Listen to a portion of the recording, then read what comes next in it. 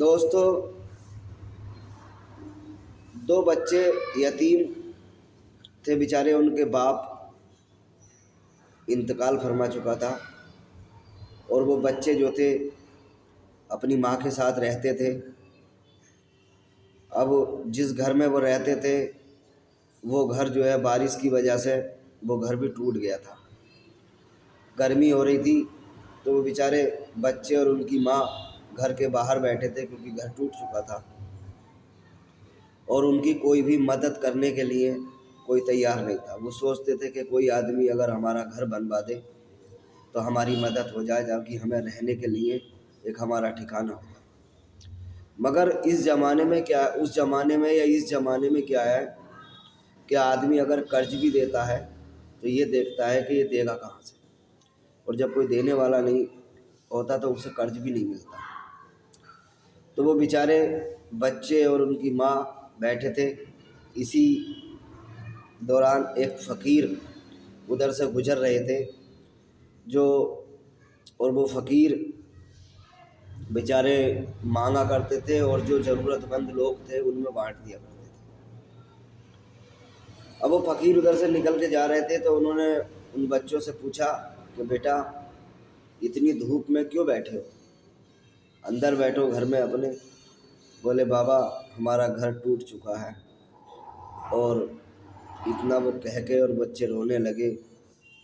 तो फिर उनकी बच्चों की माँ ने बताया, बोली बाबा, हमारा घर टूट चुका है। उन बच्चों के जो बाप थे वो भी बीमारी के कारण पर्दा फरमा गए।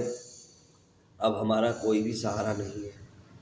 हम ये उम्मीद लगाए बैठे हैं कि कोई हमारा घर अगर बनवा दे तो हमारा रहने का ठिकाना हो जाए, लेकिन यहाँ तो कोई मदद के लिए आगे बढ़ता ही नहीं। अब फ़कीर ने अपने मन ही मन में सोचा कि काश अगर मेरे पास पैसे होते तो मैं इनका घर बनवा देता।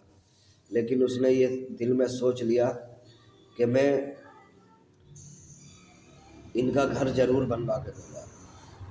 फ़कीर जो है बड़े बड़े ज़मींदारों के यहाँ मांगने के लिए गया और उसने अपना सवाल किया। बोले भाई, मुझे गरीब का घर बनवाना है, मुझे कुछ पैसे ज़्यादा दे दो। तो किसी ने भी पैसे देने को कोई भी राज़ी ना हुआ। अब उस फ़कीर ने सोचा कि मैं कर्ज लूँ। उसने कुछ अमीर लोगों से कर्जा लिया और कर्जा लेने के बाद उन बच्चों का घर बनवा दिया। अब जब घर बनवा दिया तो एक दिन फ़कीर बीमार पड़ गया बेचारा। जब वो फ़कीर बीमार पड़ गया तो जिन लोगों की फ़कीर मदद करता था वो लोग फ़कीर की सेवा करने लगे, खिदमत करने लगे। बोले बाबा बीमार पड़ गए। अब धीरे धीरे उन अमीरों को पता लग गया जिन्होंने कर्जा बाबा को दिया था। अब वो लोग इस बात से परेशान थे कि यार वो बाबा मरने वाला है और कहीं हमारे पैसे ना मर जा। अब वो उसके घर पहुँचे। जब घर पहुँचने के बाद घर तो जब पहुँचे देखा जाके तो बाबा तो बहुत बीमार था। उन्होंने जाके कहा, बोले बाबा वो हमारे पैसे तो दे देते। तो बाबा बोले तुम्हें दिखाई नहीं देता, मेरे पास इस समय कोई भी पैसा नहीं, अल्लाह पे भरोसा रखो, तुम्हारे पैसे मिल जाएंगे। तो वो अपने मन ही मन में सोच रहे थे। बोले और बाबा तो ऐसे कह रहे हैं कि जैसे ऊपर से फरिश्ते आएंगे और हमारे पैसे दे जाएंगे। यही तहकीकात चल रही थी। इतनी देर में एक बच्चा हलवा पूड़ी बेचने के लिए आया। उसने आवाज़ लगाई कि जिसे जिसे भी हलवा पूड़ी खानी है वो बाहर आ जाओ। बाबा ने कहा अपने एक खिदमतगुजार से कि जाओ जाके इससे सारी की सारी हलवा पूड़ी ले आओ। अब वो हलवा पूड़ी लेकर आए और जितने भी वहाँ लोग थे बाबा के पास खड़े हुए बैठे हुए, उनमें वो अमीर भी बैठे थे। बोले इन सबको हलवा पूड़ी खिलाओ। सबने हलवा पूड़ी खाई तो अमीर कह रहे थे, बोले बाबा तो कमाल है भाई, मरने जा रही है और फिर भी हमें जो है हलवा पूड़ी खिला के जा रही है। अब थोड़ी देर के बाद वो बच्चा अंदर आ गया और वो बच्चा आके कहने लगा कि बाबा वो हलवा पूड़ी के मेरे पैसे दे दो। अब बाबा के पास तो पैसे थे नहीं जो बाबा उस बच्चे को पैसे देते।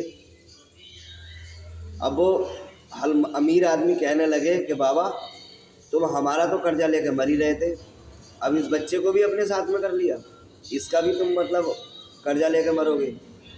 तो बाबा कहने लगे तुम्हें अल्लाह पे भरोसा नहीं, अल्लाह पे भरोसा रखो, अल्लाह कोई ना कोई इंतज़ाम ज़रूर करेगा। अब बच्चे ने कुछ देर इंतज़ार किया। बच्चा बोला कि बाबा मैं जिससे हलवा पूड़ी लाता हूँ वो मेरा मालिक मुझे हलवा पूड़ी देता है और ये कहता है कि जा इसे बेच के आ और ला के मुझे पैसे दे, अगर मैं उसे पैसे नहीं दूंगा तो वो मुझे मारेगा। अब बाबा जो है बड़े परेशान थे बेचारे, क्योंकि उनके पास पैसे नहीं थे। इतने में ही एक आदमी आया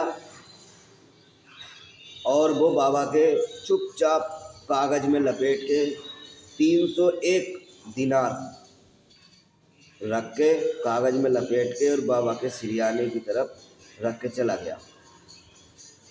अब वो बच्चे का इंतज़ार बहुत हो गया, बच्चा जो है रोने लगा फूट फूट के।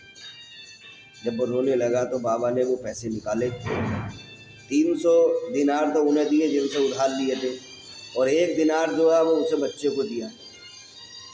तो बाबा कहने लगे देखा अल्लाह पे भरोसा करो, आज अगर तुम में से कोई आदमी अल्लाह से रो रो कर अगर दुआ करता तो इस बच्चे की ज़रूरत नहीं पड़ती।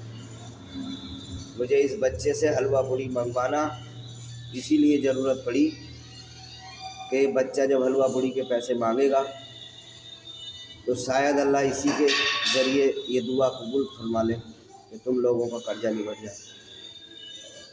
जब ये बच्चा रोने लगा तो अल्लाह ने इसकी दुआ कबूल कर ली और पैसों का